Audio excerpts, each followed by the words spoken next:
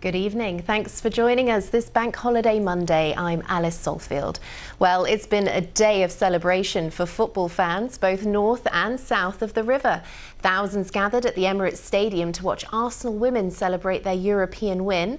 But first, let's head to the streets of South London, which were a sea of red and blue this afternoon for Crystal Palace's open-top bus parade in honour of winning their first FA Cup. Fans were then invited into the club's ground, Selhurst Park, to continue the party, as Jessica Ure reports. Crystal Palace! Celebrations for a moment in history. Hundreds took to the streets of southeast London today, celebrating a never-before-seen win for Crystal Palace. It's ridiculous. It's absolutely ridiculous. You know, I've been to finals before, even when there was 10 minutes to go, you go, no, something dreadful's going to happen. It didn't happen. Well, my dad told me we've never won the FA Cup before, so I'm actually really happy and proud that Crystal Palace have won the FA Cup. The victory parade came through the crowds towards Selhurst Park, celebrating the greatest day in Palace's history. Very exciting! Yeah, very exciting. Are you football fans? Yes! Which team? Crystal Palace! The atmosphere is great and very happy just to be the FA Cup winner. The community's really come together. It's just a great day for everyone, I think. Yeah. First trophy ever, which is so exciting. I think it's really got them into it Yeah. as well, which is really lovely. Next generation of supporters, I think. Exactly. Yeah. And how does it feel to be here on this exciting day? Good! What are you most excited about? The lifting trophy. And the party continued on the pitch, with hundreds of fans heading inside. But even though tickets were free, some fans didn't make it in.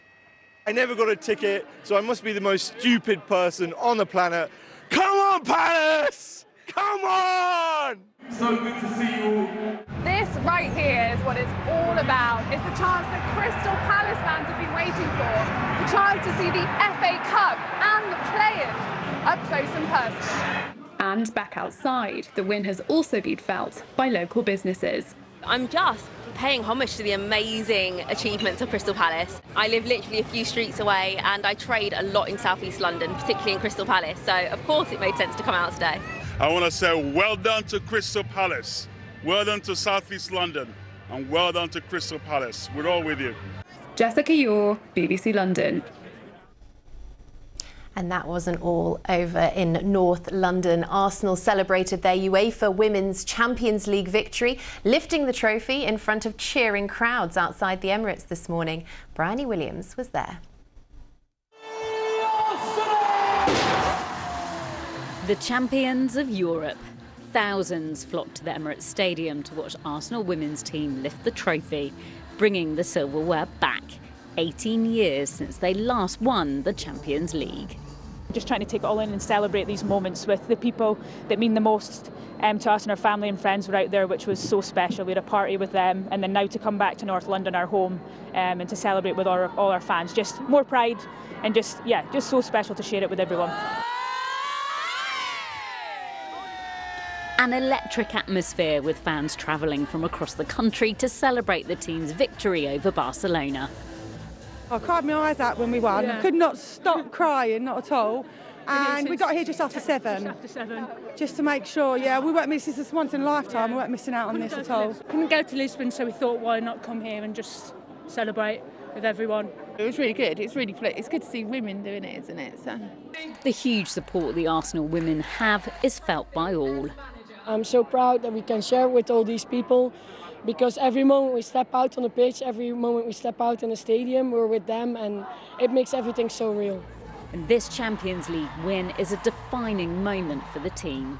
This victory means a lot because Barcelona, European champions, but this allows young girls to say, okay, you could be underdogs, you could be someone that they don't expect you to win, they don't expect you to force your way into things, but actually do it. And I hope we can be a role model for the young girls that look up to us and say, yeah, I am going to do it, and I'm going to do it proud, I'm going to do it with a smile on my face.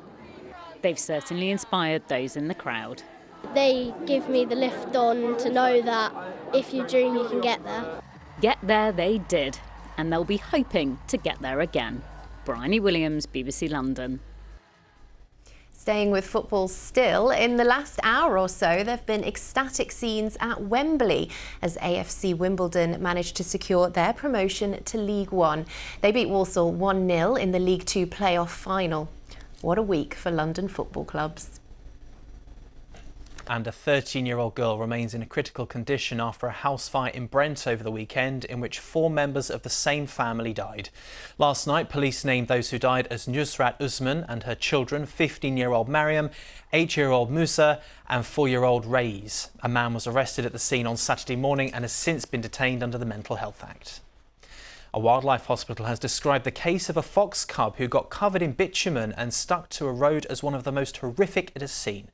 The South Essex Wildlife Hospital said the young fox had been struggling to free himself for hours after falling into a container on an industrial estate in northeast London. Nearby workers managed to free him after hearing his cries, but he then became stuck to a road at the site near Hackney Marshes. Drivers are being urged to plan ahead and avoid the Albert Bridge as it closes this week for essential maintenance. The crossing will be shut from 7 a.m. tomorrow until next Monday. Repairs have been carried out to the deck, street lighting and expansion joints. Next, as the holiday season gets underway, many will be booking meet and greet parking services at London's airports. But the BBC has heard from angry customers who have returned from trips to find their vehicles damaged, hundreds of miles added to the clock, and even lost car keys. Now the British Parking Association is calling for stronger regulation. Phil Shepka has the story. I've got damage to the rear of my vehicle. This is the inside damage of my vehicle to the chassis where the boot is impacted, so I cannot close the boot lid. This is how Sophie Rose found her car after leaving it with a meet and greet company for a 30th birthday trip to Dublin. On her return to Stansted, she was told the vehicle had been in a hit-and-run accident. They finally delivered the car back to us an hour later, and with my boot up in the air and the bumper completely smashed in. She's been quoted £6,500 for repairs. Her insurers won't cover it as a named driver wasn't involved. The meet and greet business, Keir Allen, say because they did not cause the damage to Mrs. Rose's car, they're not liable and dispute the repair costs. They told us they notified Essex Police and provided them with a witness statement. There's no customer service. They have been nothing but rude, disrespectful, and I will never, ever book a meet and greet company ever again. Spain was the destination for 7 members of Jamie Anderson's family. When they returned to Stansted Airport, they expected their car to be brought to them, but ended up forking out £40 on a taxi to pick it up in a nearby village yard, where they found a man who appeared in charge. We saw just folders and folders of customer keys. Essentially, this car was his office. Our key was there, but my father-in-law's key wasn't there. Luckily, he had a spare. When they got home and reviewed dashcam footage, this is what he saw after he dropped it off. The driver left the airport and decided to go to Burger King.